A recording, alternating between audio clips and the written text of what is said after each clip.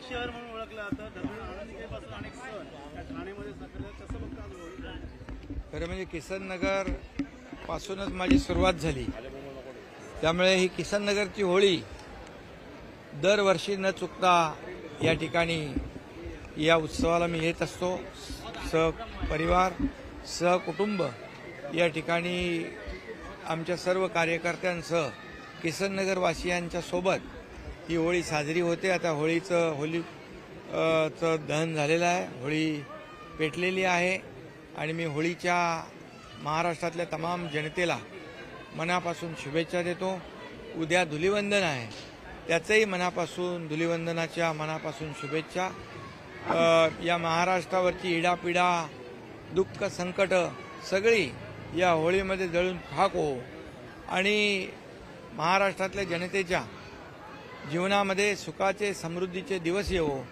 आणि उद्या धुलीवंदन आहे, धुलीवंदन देखील सगळ्यांनी खरं म्हणजे गेले 2.5 वर्ष सप्तरंगाची आनंदाची उधळण आम्ही केलीच आहे.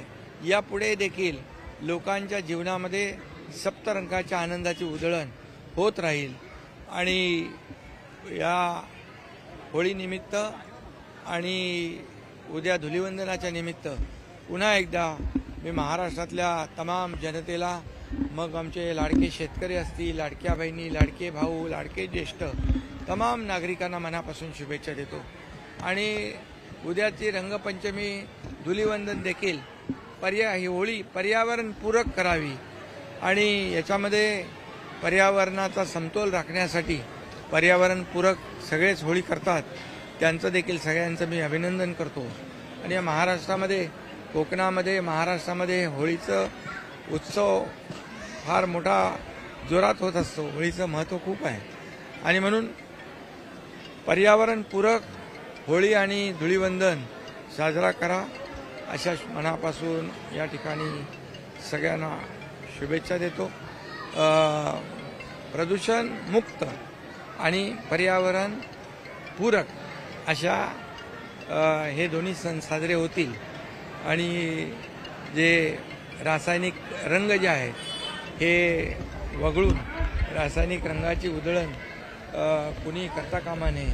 पर्यावरणपूरकच रंग उधळले पाहिजे. आणि मला वाटतं गेल्या अनेक वर्षापासून लोक देखील पर्यावरणपूरक आणि पर्यावरण स्नेही होळी उत्सव साजरा करतात. त्या सगळ्यांना खूप खूप शुभेच्छा. बुरा न मानो होली म्हणतात, विरोधकांना काय सल्ला असेल आपल्याकडनं? बुरा न मानो होली आहे, त्यांना देखील शुभेच्छा देतो, त्यांना देखील मनापासून शुभेच्छा देतो. त्यांनी देखील चांगलं बोलावं, चांगलं वागावं आणि या राज्याचा विकास करण्यामागे जसं सत्ताधारी पक्ष म्हणून आम्ही, महायुती म्हणून आम्ही आहोत, देवेंद्रजी, अजितदादा आमची टीम काम करते आहे, तसंच देखील विरोधकांनी देखील या विकास गंगेमध्ये विकासाचं गाणं गावं अशा शुभेच्छा देतो.